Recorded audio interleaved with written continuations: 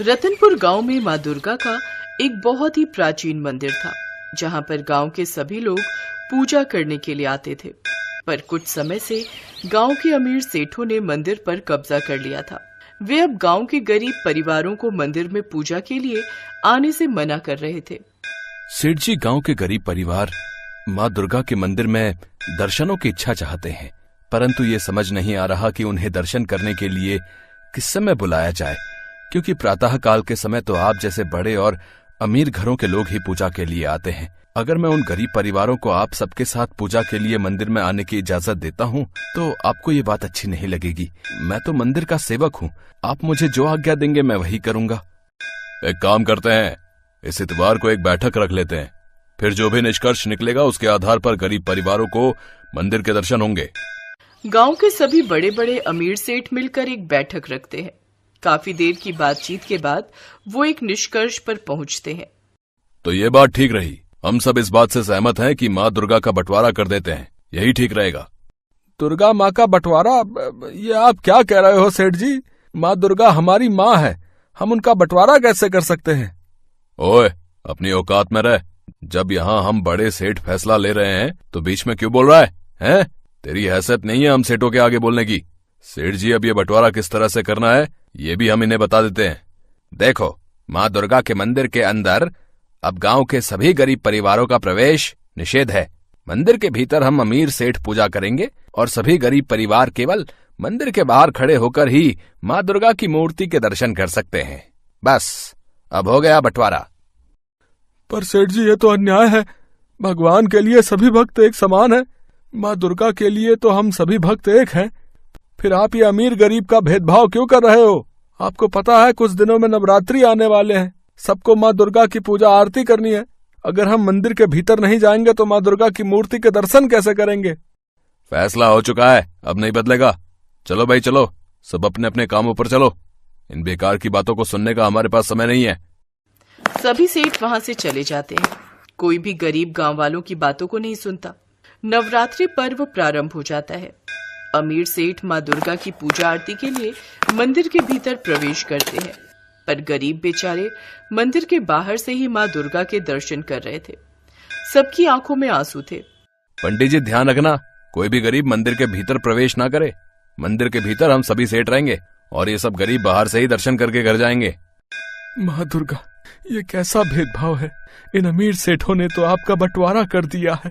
कुछ करो माँ, हमें इस दुविधा से बाहर निकालो। हमें आपके दर्शन करने हैं। आपका ये प्राचीन मंदिर हमारे पूर्वजों के जमाने से प्रचलित है। हम आपके इस मंदिर में कई वर्षों से आ रहे हैं, पर अब आपके मंदिर में हमारा प्रवेश निषेध कर दिया गया है। माँ, ऐसा अन्याय मत होने दो। अपने बच्चों की पुकार सुनो, हमसे ये बंटवारा सहन नहीं हो रहा। सब गरीब माँ दुर्गा से प्रार्थना करते हैं। अपने भक्तों की दर्द भरी पुकार सुनकर माँ दुर्गा की आंखों से भी अश्रु बहने लगते हैं और वो क्रोध में आ जाती हैं। पूरे गांव में आंधी तूफान आ जाता है। मंदिर के घंटे बजने लगते हैं, मानो कोई भयानक तूफान आने वाला हो। सभी अमीर सेठ घबराकर मंदिर के बाहर आ जाते हैं, पर गरीब परिवारों को कुछ भी नहीं हुआ। वे सब सही सलामत खड़े थे। ये सब क्या हो रहा है? ऐसा लग रहा है गांव में कोई तूफान आने वाला हो, परंतु गांव के गरीब परिवारों पर तो कोई संकट आया ही नहीं। वो सब तो आराम से खड़े, फिर हम क्यों दुविधा में? तभी माँ दुर्गा की आवाज गूंजने लगती है, क्योंकि तुम सबने मेरी पूजा का अपमान किया है, मेरा बंटवारा किया है, अमीर गरीब में भेदभाव किया है। इसीलिए आज मैं तुम सभी अमीर सेठों पर क्रोधित हूँ। तुम सब अमीरों को अपने धन का इतना घमंड है, मैं तुम्हें क्षण भर में निर्धन बना सकती हूँ। मैं अपने सीधे साधे भक्तों को उनकी पूजा का फल अवश्य दूंगी और इस गांव के जितने भी गरीब परिवार हैं, जिन्होंने मेरी सच्चे मन से पूजा की है, अब उनके घर भी धन धान्य से भरपूर रहेंगे। परंतु तुम सब अमीर सेठ मेरे क्रोध का शिकार हो जाओगे। नहीं नहीं माँ, ऐसा मत करो, हमें क्षमा कर दो। हमें अपनी भूल का एहसास है, हमसे बहुत बड़ी गलती हो गई। माँ, अब हम कभी भी किसी अमीर गरीब में भेदभाव नहीं करेंगे। हाँ, आपकी पूजा सबको करने का अधिकार है, हमें क्षमा कर दो माँ। माँ दुर्गा तो करुणा की देवी है। जब भी कोई भक्त उनसे अपनी भूल की क्षमा मांगता है तो वो उन्हें क्षमा कर देती हैं। उस दिन के बाद रतनपुर गांव में कभी भी अमीरी गरीबी का भेदभाव नहीं हुआ। अब सब एक साथ मिलकर माँ दुर्गा के मंदिर में पूजा करने लगे।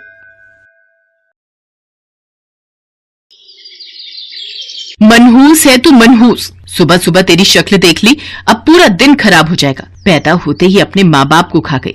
चल ज्योति बेटा अंदर जा, इसके साथ कहीं मत जाया कर। गांव के लोग जिस छोटी सी बच्ची को मनहूस कहकर ताने सुना रहे हैं, इस भोली भाली मासूम का नाम है अम्बा। अम्बा जब पैदा हुई तो उसकी माँ चल बसी और कुछ समय बाद चिंता और बीमारी से उसके पिता भी चल बसे। अम्बा अपनी दादी और चाचा चाची के साथ रहती है।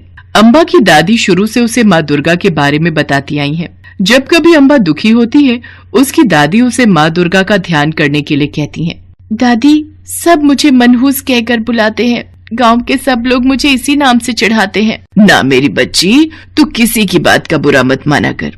तू माँ दुर्गा का ध्यान कर, उनकी पूजा। माँ दुर्गा सारे दुखों को हरने वाली है मेरी बच्ची। अम्बा माँ दुर्गा से प्रार्थना कर ही रही थी कि पीछे से उसकी चाची आकर उसके कान मरोड़ देती हैं। अच्छा, तो कामचोर यहाँ बैठी है, पूरे घर का काम ऊपर से तेरे माँ बाप आकर करेंगे। मनहूस कहीं की, चल उठ यहाँ से। चाची, माँ बापू को गलत मत बोलो, जो कहना है मुझे कह लो। मुझे आंख दिखाती है, तेरी इतनी हिम्मत, आज तू नहीं बचेगी। अम्बा की चाची चूल्हे से गरम लकड़ी निकालकर उसके हाथ को जला देती है। अम्बा दर्द से चिल्ला पड़ती है। तभी अम्बा के चाचा और बेटी प्रज्ञा भी वहाँ आ जाते हैं। अरे तू पागल हो गई है क्या? छोड़, अम्बा को मार डालेगी क्या? रुको, आज मैं यहाँ से चली ही जाती हूँ। रहो तुम अपनी भतीजी के साथ। नहीं चाची, तुम घर छोड़कर मत जाओ। चाचा, मैं ठीक हूँ, मुझे कुछ नहीं हुआ। अम्बा अपनी चाची को जाने से रोक लेती है, क्योंकि वो जानती थी अगर चाची और प्रज्ञा चले गए तो उसके चाचा को कौन संभालेगा। अम्बा पूरी रात अपनी दादी की गोदी में सिर रखकर रोती रही। ऐसे ही दिन, महीने और साल बीत गए। अम्बा बड़ी हुई तो उसके चाचा ने उसकी शादी के बारे में सोचा। सरला, मैं सोच रहा था अब अम्बा की शादी कर देते हैं। भाभी के गहने तुमने संभाल कर रखे हुए हैं ना? पहले लड़का तो मिलने दो। तुम तो ऐसा सोचते हो जैसे मैं कोई चोर हूँ। तुम्हारी भाभी के गहने बेच आई हूँ। जब देखो एक ही बात बोलते रहते हो। सरला को लालच था कि अगर अम्बा की शादी किसी अच्छे घर में हुई तो वो गहने उसे दहेज में देने पड़ेंगे। एक दिन उसकी मुलाकात अपनी जान पहचान की एक औरत से हुई। उसने उसे एक रिश्ता बताया। बात तो तू सही कह रही है, तू एक काम कर, तू ये रिश्ता पक्का कर दे। सरला, तू पागल हो गई है। तुझे पता भी है शारदा जी का बेटा दिमागी तौर पर ठीक नहीं है। तू फिर भी चाहती है कि अम्बा की शादी उससे हो जाए। जानते भी हो कितने अच्छे खानदान की है शारदा जी। तुम्हारी मनहूस भतीजी रानी बनकर राज करेगी वहाँ। अरे पागल है तो क्या, कम से कम ऊंचे खानदान में शादी तो हो जाएगी, वरना तुम्हारी मनहूस भतीजी से कोई शादी नहीं करेगा। आगे प्रज्ञा की भी शादी करनी है। अगर ये कुंवारी बैठी रही तो कोई रिश्ता नहीं मिलेगा। चाचा, चाची ने मेरे लिए कुछ अच्छा ही सोचा होगा। मुझे ये रिश्ता मंजूर है। चाची, मैं इस शादी के लिए तैयार हूँ। मेरी बच्ची, ये तेरा फायदा उठा रही है। मत कर शादी के लिए। हाँ दादी, आप ही तो कहती हो माँ दुर्गा हमेशा मेरे साथ है, तो फिर उनके होते हुए मेरे साथ कुछ गलत कैसे हो सकता है। अम्बा की शादी शारदा जी के पागल बेटे से हो जाती है। अम्बा की जेठानी जया अम्बा को बिल्कुल भी पसंद नहीं करती थी। अम्बा बहू, ये हीरों का हार मेरी सास ने मुझे दिया था। ये मेरा खानदानी हार है। आज से मैं ये तुम्हें देती हूँ। हीरों का हार, वो भी खानदानी? माँ जी ने अम्बा को दे दिया। पता नहीं माँ जी को इसमें क्या दिखाई देता है। जब देखो अम्बा अम्बा करती रहती हैं। अगर ये ऐसे ही माँ जी की प्यारी बनती रही तो मुझे तो कुछ नहीं मिलेगा। मुझे इसे घर से निकालने का कोई उपाय ढूंढना ही होगा। अम्बा रोजाना माँ दुर्गा के मंदिर जाती थी और वहाँ पर अपने पति और परिवार वालों के लिए प्रार्थना करती थी। अम्बा की जेठानी को उपाय मिल गया और एक दिन अम्बा जब मंदिर जा रही थी, जेठानी भी अपनी सास को बहाने से मंदिर ले जाने लगी। बहन जी, आपका नाम अम्बा है ना? आपके चाचा जी वहाँ पहाड़ी के पास बैठे हैं। वो आपसे मिलने आ रहे थे। रास्ते में उनकी तबीयत खराब हो गई। उन्होंने मुझे आपको बुलाने के लिए भेजा है। चाचा जी, चलो भैया, मुझे उनके पास ले चलो। जेठानी तो ये सब पहले से ही जानती थी। उसने अपनी सास से कहा, माँ जी, अम्बा तो आपको मंदिर के लिए बोल कर गई है, फिर ये उस लड़के के साथ सुनसान पहाड़ी की ओर क्यों जा रही है? पता नहीं बहू, जरा देखे तो। अम्बा की सास और जेठानी उसके पीछे पीछे पहाड़ी पर जाती हैं। लड़का अम्बा को एक खंडहर में ले गया। भैया, चाचा जी तो यहाँ नजर नहीं आ रहे। अरे इतनी भी क्या जल्दी है, पहले थोड़ा करीब तो आओ। छोड़ो, मुझे छोड़ो, क्या कर रहे हो? मुझे जाने दो। तुम खुद ही तो मुझे यहाँ लाई हो। तुमने तो कहा था कि तुम्हारा पति पागल है, इसलिए तुम उसके साथ खुश नहीं हो। कितने दिनों से तो तुम मेरे साथ रोजाना यहाँ आ रही हो और आज नाटक कर रही हो। ये देखो, ये हीरो का हार तुमने ही तो मुझे दिया था कि इसे बेचकर हम यहाँ से भाग जाएंगे। क्यों झूठ बोल रहे हो? शर्म करो, मैं तुम्हारे साथ कब आई? और ये हीरो का हार तुम्हारे पास कहाँ से आया? शर्म आनी चाहिए अम्बा, तुम मेरे घर की बहू कहलाने लायक नहीं हो, तुम चरित्रहीन हो। माँ जी, मेरा विश्वास कीजिए, मैंने ऐसा कुछ नहीं किया, मैंने अपना पतिव्रत धर्म नहीं तोड़ा। फिर इसके पास ये हार कहाँ से आया? माँ जी, ये जब देखो जय दुर्गा माँ करती रहती है। अब इसका फैसला मंदिर के पुजारी जी ही करेंगे, इसके घर वालों को भी बुलाते हैं, इसका फैसला वही होगा। अम्बा सास और जेठानी के साथ माँ दुर्गा के मंदिर में जाती है।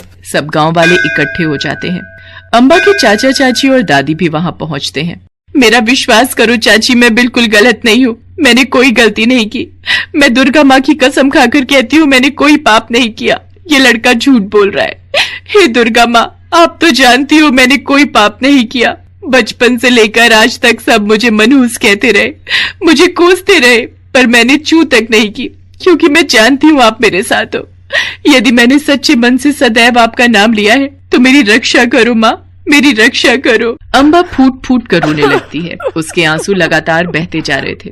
अचानक मंदिर की घंटियां बजने लगती है।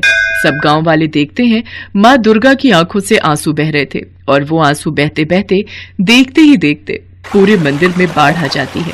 पानी गांव को अपनी चपेट में लेने लगता है।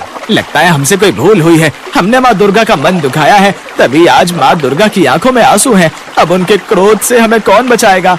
मुझे माफ कर दो, मैं डूब रहा हूँ। मैंने तुम्हारी जेठानी के कहने पर ही ये सब किया था। उन्होंने ही मुझे ये हीरो का हार दिया था और कहा था कि ये सब करूँ। मुझे बचा लो, मैं डूब जाऊंगा। हमने एक बेकसूर पर झूठा इल्जाम लगाया। दुर्गा मैया का क्रोध हम सबको ले डूबेगा। देखो, अम्बा को तो पानी छू भी नहीं रहा, हम सब इसमें डूब जाएंगे। हमने पाप किया है, हमें बचा लो अम्बा, मुझे माफ कर दो। जिसने अम्बा का दिल दुखाया था वो सब आंसू की बाढ़ में डूब रहे थे। हे दुर्गा माँ, आप दया की देवी हो, इन सबको माफ कर दो। अम्बा की प्रार्थना पर बाढ़ का पानी उतर जाता है और सब कुछ पहले जैसा ठीक हो जाता है, और माँ दुर्गा साक्षात पीले शेर पर सवार होकर दर्शन देती हैं। सब लोग उनके समक्ष हाथ जोड़कर खड़े हो जाते हैं। अम्बा, मेरी बेटी, आज तुम्हारे कहने पर मैंने इन सबको माफ कर दिया, पर जब भी कोई किसी अबला नारी का दिल दुखाएगा तो मैं अपने क्रोध से उसे जलाकर भस्म कर दूंगी। अम्बा मेरी बच्ची, मेरा आशीर्वाद तुम्हारे साथ सदैव रहेगा। मेरी बेटी, तुम अपने पति और परिवार के साथ खुशी खुशी रहना। अब कोई तुम्हें मनहूस नहीं कहेगा। सुख से अपना जीवन यापन करो। माँ दुर्गा के आशीर्वाद से अम्बा का पति बिल्कुल ठीक हो जाता है और उस दिन से सब अम्बा का आदर और सम्मान